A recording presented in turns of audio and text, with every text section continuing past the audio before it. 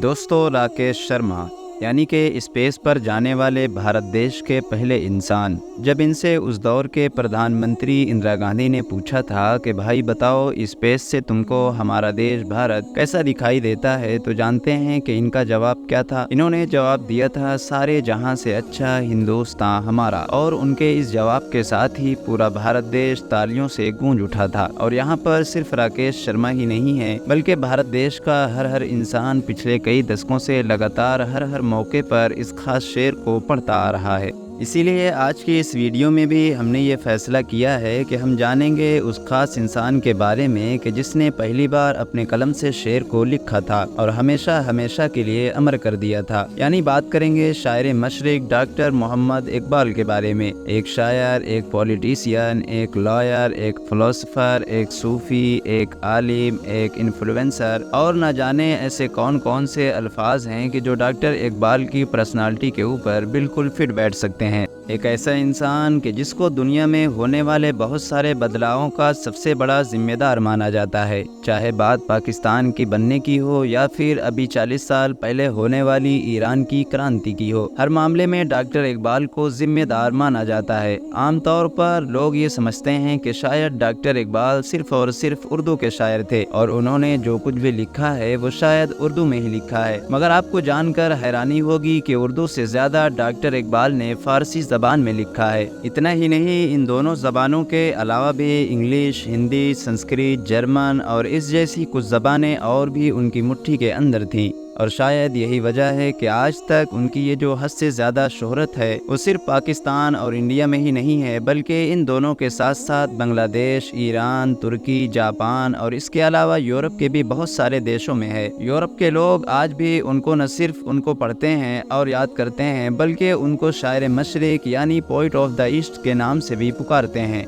Interesting बात यह है कि 9 नवंबर 1877 को सियालकोट में पैदा होने वाले डॉक्टर इकबाल के जो पूर्वज थे वो दरअसल कश्मीरी पंडित हुआ करते थे। यानी अगर आप लोग उनकी कुछ नस्लें ऊपर जाकर चेक करेंगे तो वो भी एक कश्मीरी हिंदू हुआ करते थे। मगर उन लोगों ने इस्लाम धर्म अपना लिया था और बाद में वक्त के साथ वो लोग माइग्रेट करके कश्मीर से सियालकोट की तरफ आ गए थे और यहीं पर आकर आबाद हो गए थे। ऐसा माना जाता है कि डॉक्टर इकबाल अपनी माँ से हद से ज़्यादा क्लोज थे।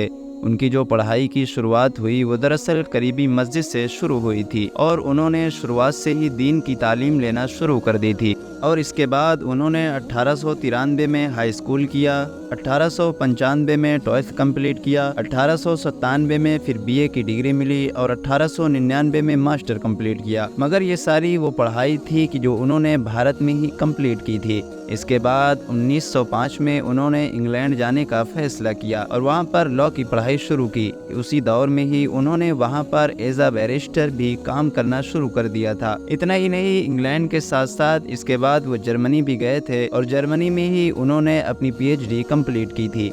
यानी दोस्तों, एक इंसान अपनी ज़िंदगी में जितनी ज़्यादा से ज़्यादा पढ़ाई कर सकता है, उन्होंने उतनी ज़्यादा से ज़्यादा पढ़ाई की। पिछले 100 सालों में डॉक्टर इकबाल की तरह आप लोगों को ढूंढने से शायद ही कोई ऐसा मुसलमान मिलेगा जो डॉक्टर इकबाल की तरह दीनी समझ और काबिलियत रखने के साथ साथ मॉडर्न एजुकेशन में भी इतना ज़्यादा ऊपर तक गया हो। और शायद यही वो चीज़ थी कि जिसकी वजह से दुनिया भर के मुसलमान उनसे हद से ज़्यादा इंस्पायर होते थे।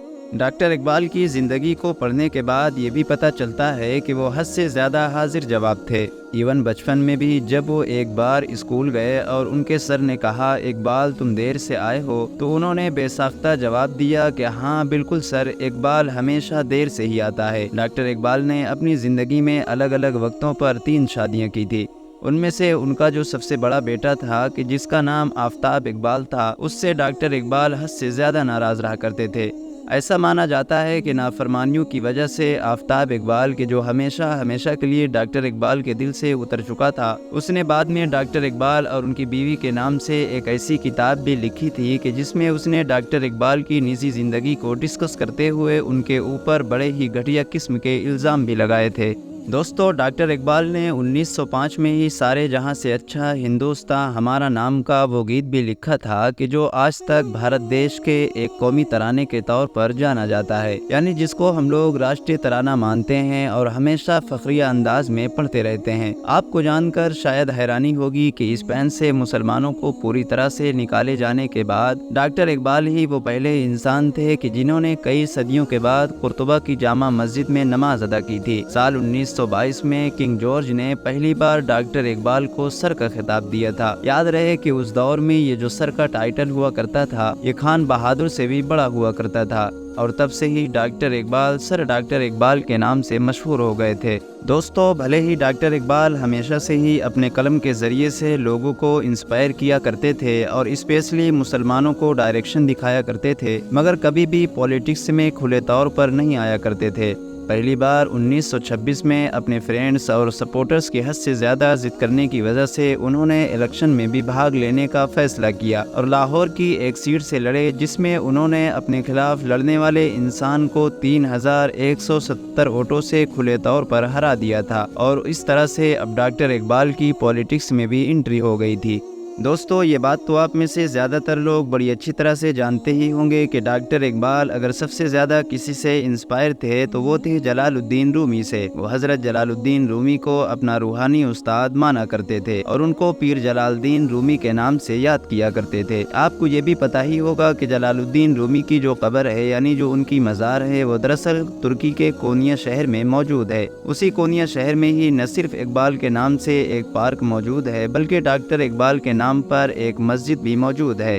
بعد میں ترک لوگوں نے بھی علامہ اقبال کی محبت میں ایک بڑا کام کیا تھا۔ انہوں نے لاہور سے جو ڈاکٹر اقبال کی قبر ہے وہاں سے مٹی لی اور وہ ترکی میں لے جا کر جہاں پر جلال الدین رومی کی قبر ہے اس کے بالکل برابر میں ہی ڈاکٹر اقبال کی ایک علامتی قبر بنا لی تھی۔ آج بھی یہ قبر موجود ہے اور سنگ مرمر سے مزین اس قبر کے اوپر ترکی زبان میں ڈاکٹر اقبال کی پیدائش کی ڈیٹ اور ان کی وفات کی ڈیٹ لکھی ہوئی ہے۔ حیرانی کی بات تو یہ ہے کہ جرمنی دیش میں بھی ایک ایسی سڑک موجود ہے کہ جس کا نام ڈاکٹر اقبال کے نام کے اوپر رکھا ہوا ہے۔ بات کریں اگر ڈاکٹر اقبال کی کتابوں کے بارے میں تو میں آپ کو بتا دوں کہ ڈاکٹر اقبال ایز اے مصنف یعنی ایز اے آتھر بھی حد سے زیادہ قابل ثابت ہوئے۔ انہوں نے اپنی زندگی میں 50 کے قریب کتابیں لکھی ہیں، جس میں سے ان کی پہلی کتاب کا نام اسرار خودی ہے۔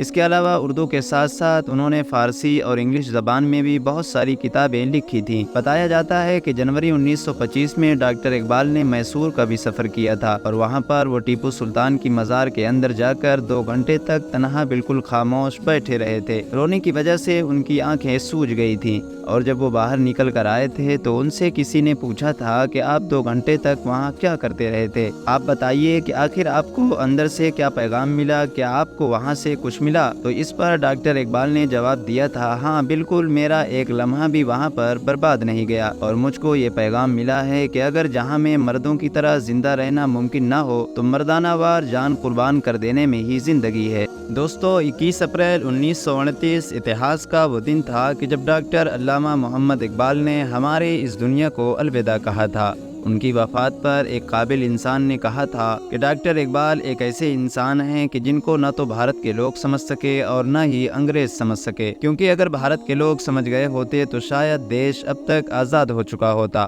اور اگر انگریز سمجھ چکے ہوتے تو ڈاکٹر اقبال کی وفات اس بستر پر نہیں بلکہ بہت پہلے ہی پھانسی کے پھندے پر ہو چکی ہوتی۔ ارشن پروڈکشن کے نالجبل فرینڈز، جیسا کہ میں آپ کو شروع میں ہی بتا چکا ہوں کہ ڈاکٹر اقبال کی حاضر جوابی بھی حد سے زیادہ مشہور تھی۔ ان کے اوپر لکھی گئی کتابوں میں ایک واقعہ حد سے زیادہ ملتا ہے۔ بتایا جاتا ہے کہ ایک ایسے مولوی صاحب کہ جو ان کے جان پہچان کے ہوا کرتے تھے، وہ دراصل ڈاکٹر اقبال کے پاس آیا جایا کرتے تھے، اور ان کا بار بار ڈاکٹر اقبال کے پاس آنے جانے کا مین مقصد یہ تھا کہ وہ دراصل ان کا ایک کیس تھا جس کیس میں وہ اپنی بہن کو وراثت سے الگ کرنا چاہتے تھے۔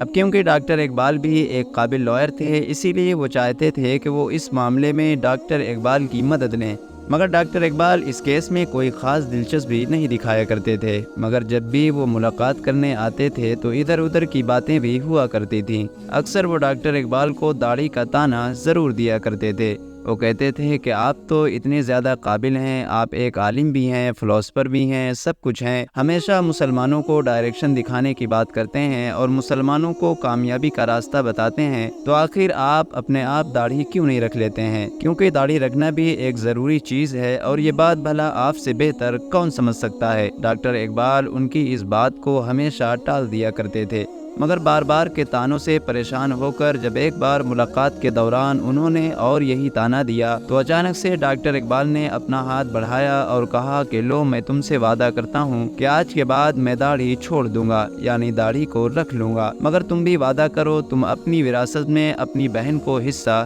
ضرور دو گے۔ یہ جواب سن کر مولوی صاحب ہکا بکا رہ گئے، اور اس جواب کے بعد نہ تو مولانا صاحب کا ہاتھ آگے بڑھا اور نہ ہی ڈاکٹر اقبال کی داڑھی بڑھی۔ فی الحال دوستو، آج کی اپنی ویڈیو کو ہم یہیں پر ختم کرتے ہیں۔ ویڈیو اگر پسند آئی ہو تو ویڈیو کو لائک کر دینا، اور اپنے دوست احباب رشتہ داروں کے ساتھ بھی ضرور شیئر کر دینا، اور اسی طرح کی نالجبل اور ہسٹوریکل ویڈیوز ہمیشہ دیکھنے کے لیے ہمارے اس چینل کو سبسکرائب کر کے ساتھ ہی میں بیل آئیکن کو بھی پریس کر دینا۔